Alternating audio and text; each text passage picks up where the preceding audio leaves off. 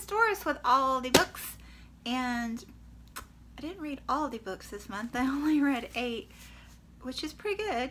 I had just been getting into double digits so far this year, and so 8 was a little bit of a letdown, but that's okay.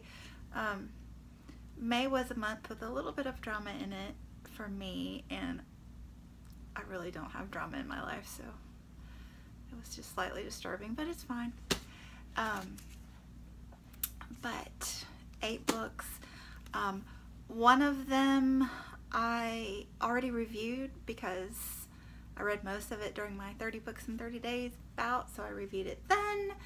And the other one that I want to mention is The Arrival by Sean Tan. My son, who is in 7th grade, he read that one as his last project in English this year, and he brought it home, and I was like, oh my gosh, this is the book that's been making the rounds on BookTube. So I was quite impressed with his English teacher, who I happen to know, and she is impressive.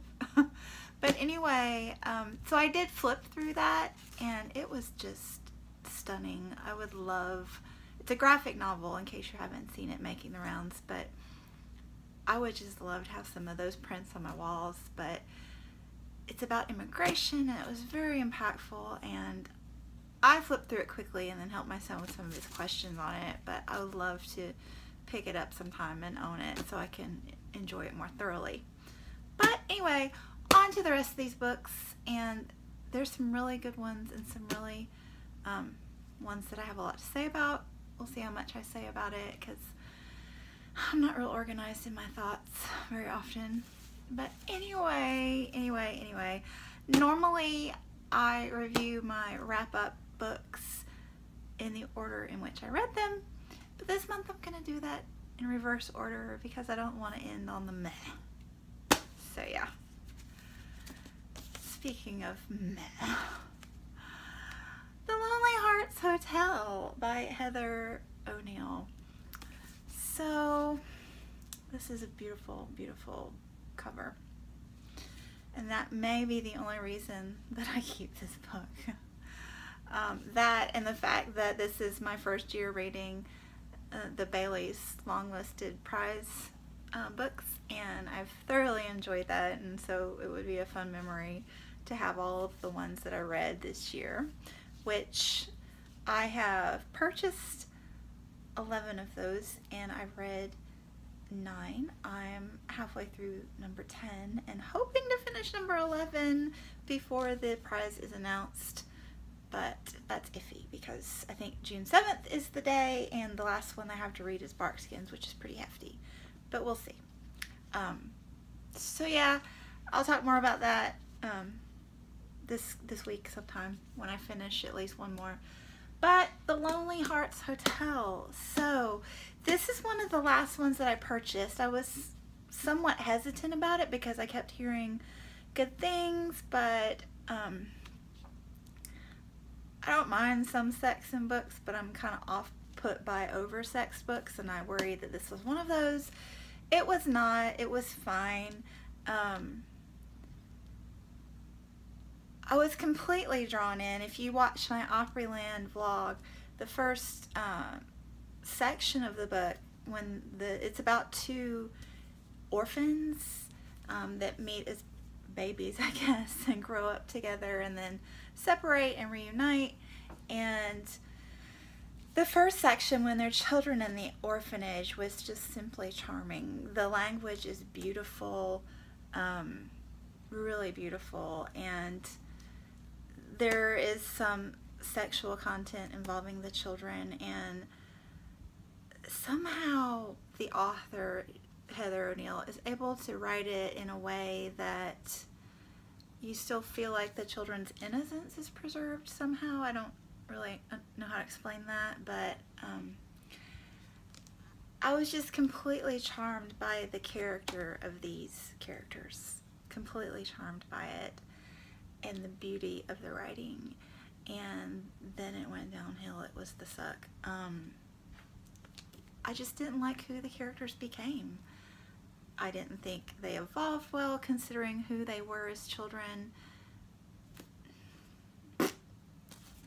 I just, yeah, I'm totally debating about unhauling this book because I was so completely unimpressed by it in the end. So, then Middlemarch by George Eliot. I began this in March with the Readalong with insert literary pun here, and I thoroughly enjoyed her videos on the topic. I think there's one more that I haven't watched yet that I need to now that I'm done. And it took me 3 months. I finished this at the very end of May in preparation for reading War and Peace because you can't read 2 books at one time. At least that's my theory. So yeah, it was fine. I enjoyed it. Somebody asked me in the War and Peace Twitter group, which is a great group. I think you should join if you're reading War and Peace. You should read War and Peace. It's only the 2nd day, and I'm finding it totally delightful so far. I find a lot of books totally delightful initially, so that might change. But yeah, serial novels aren't my thing, so I'm fingers crossed that War and Peace breaks that mold. This is another serial novel, and it just takes, I don't know. I found it endearing in that when you spend 3 months with characters, you kind of get to know them and enjoy their company. So there's that. There were some characters in here that I really liked, some that they were somewhat annoying, but not overly so. So it was just a nice gentle read that I enjoyed spending time with, but yeah, that's about it. And then I read The Alienist by Caleb Carr, and this is a historical fiction set in, Roosevelt is not president, he's the head of the police department in New York in this book, Theodore Roosevelt, Teddy Roosevelt. And The Alienist this is the onset of psychology. So psychologists are called alienists at the time. And this is the first one that started intertwining psychology with criminal investigations. So there's a journalist, there's a female character who is a secretary in the police department, and she's one of the first 2 women to be involved in the police department at all, and she becomes heavily involved in this case through a friendship that she has with some of the main characters. And it's I really like the feminist aspect of that and the historical view. So I like that. I liked the crime. It was interesting reading about it. 2 mixed feelings that I have about it. One is that the crime, which is pretty violent, it's a serial killer, involves the gay underbelly of New York, and while the police officers aren't snarky about it, I was somewhat saddened that there weren't any positive spins on that situation. It was just, you know, the criminal aspect. So there was that, and it was dealt with in a historical way, so I was more or less okay with it, honestly. But the other thing that bothered me is they kept talking about the serial killer that they were looking for having a deformity, a facial deformity, and it ended up not even being a deformity. It was a facial tic brought on by, you know, psychoses. But anyway, but there were a couple of times when they were looking at suspects and being derogatory about their disfigurements, and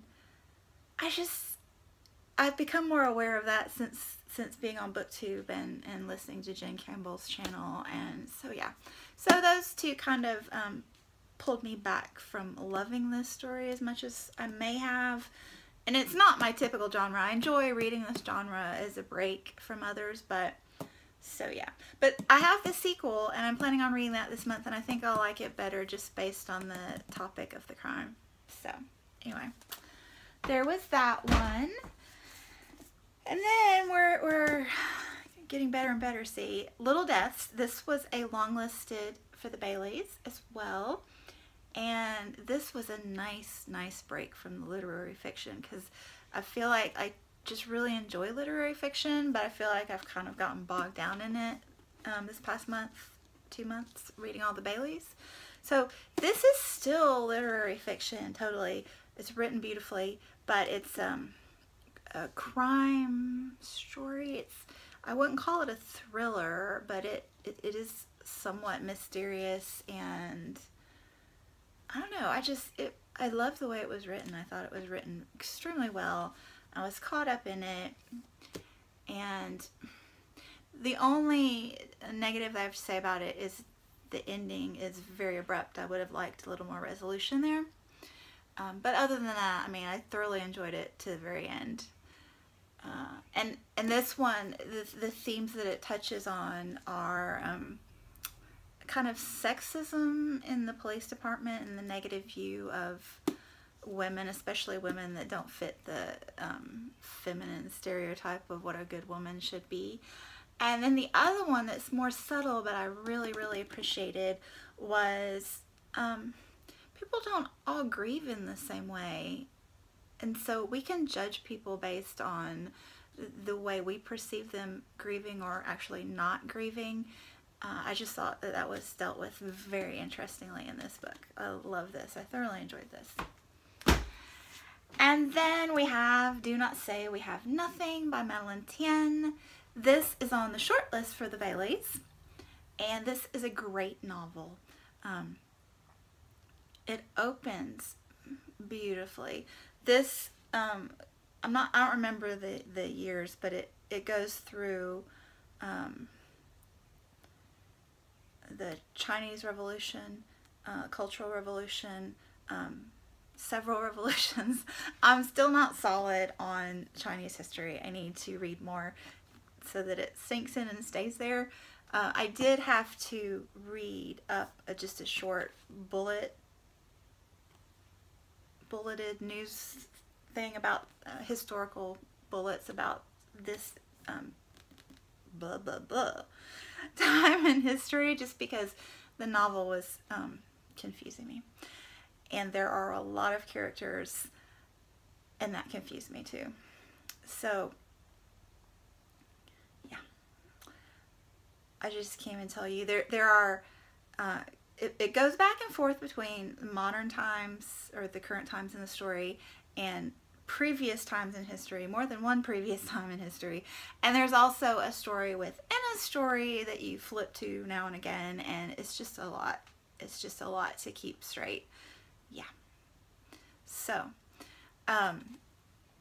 the beginning was gorgeous. It was set in modern times. The mother and daughter, the father was gone. He had committed suicide the year before, I guess. And then a friend of his daughter had come to live with them, fleeing the Cultural Revolution.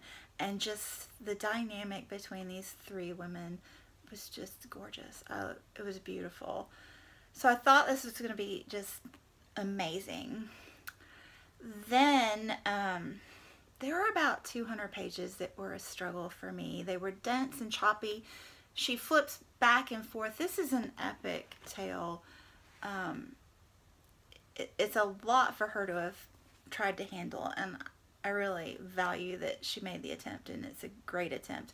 But there are 200 pages that are really choppy. I feel like she didn't have good segues between, they weren't good thematic or topical segues between the present and the past, and so it just chopped around a lot, and it was hard to keep up with, disjointed feeling.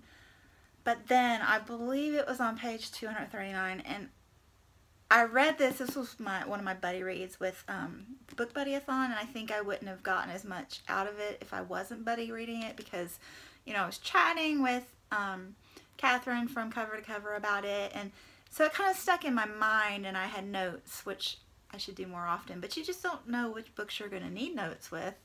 But anyway, 239, something just happened that was really powerful for me. And from then on, this just completely spoke to me. So this is a great book. I think it's extremely worth reading, especially if you like Asian literature. This is just a very valued contribution to that field. Totally. Beautifully written, except, you know, that middle part was difficult for me, but this says a lot and it had impact. Great book. And then my favorite from May, the Essex Serpent. This is on the long list for the Baileys, and I think it should be on the short list. It did win some British prize recently, like the top prize for British book or some such. Well deserved. This is a gorgeous novel. I think from reading, I'll talk about this when I do my Baileys wrap up, but I think this is more subtle and they were going for more impactful. It's just my analysis of that, but this book was gorgeous. I did try a chapter tag with this, and this wasn't the one I picked initially. So I think the first couple of chapters, and my friend Catherine, again from Cover to Cover, this was another buddy read, and she had a hard time getting started with it as well. And I think the first couple chapters are a little bit stilted, but once I got into it, I mean, it wasn't long. I just was immersed. The characters are gorgeous. The writing is gorgeous. From beginning to end, it's just beautifully written story in every way. And I got a lot out of it. This really lingered with me. One of the things that I really loved about it so much, was I'm a child of the 80s, and I grew up during the AIDS epidemic and homophobia and green monkeys, and this book just so beautifully tells the tale of same-sex friendships, and I think that's something that you really need in this day and age. You know, I grew up in an environment where you had to be careful because people were looking at you. I just love this book for, you know, getting rid of that, because people need emotional contact and they need physical contact, and this was just gorgeous on that. And then the other thing that I really appreciated with it is intellectual discussions between the main characters. So this is a mildly gothic in that they're looking for this mythical Essex Serpent, which they think is some people think it's a real thing plaguing this area of England. And it's historical fiction. It's set back in, I don't remember, not too far back. Maybe the sometime in the 1800s. I don't remember. I was involved with the characters. But the main character is a woman who's very intellectually minded, and she's just come out of a difficult, abusive marriage. The husband has passed on, and the husband's doctor has fallen in love with her, and she ends up moving out to Essex, out in the country, to pursue, she's into fossils and that biology, that sort of thing, and she goes out there to pursue this Essex Serpent tale because she thinks there might be a real animal causing these myths. And she meets the local rector minister who is telling his congregation that it's mythical and to not get absorbed in it because, you know, it's kind of terrorizing them a little bit mentally. I really appreciated the intellectual discussions between religion and science and how they could debate kindly, and the author never came to a conclusion either way, but it was a real discussion. It was really nice and respectful and lovely. Yeah. And I enjoyed so many things about this book. I just enjoyed the characters and how they were all so amazing and so flawed and so beautiful for it. I love this book. This is a 5-star read for me. So, anyway, that's my May reads. There weren't as many, but I had a lot to say about them, which I think is a good thing. So, yeah. I'll be back soon with more thoughts on something, I'm sure. We're getting a new kitten this afternoon, so There'll be amusing kitten footage. Anyway, I'll chat with you soon. Bye.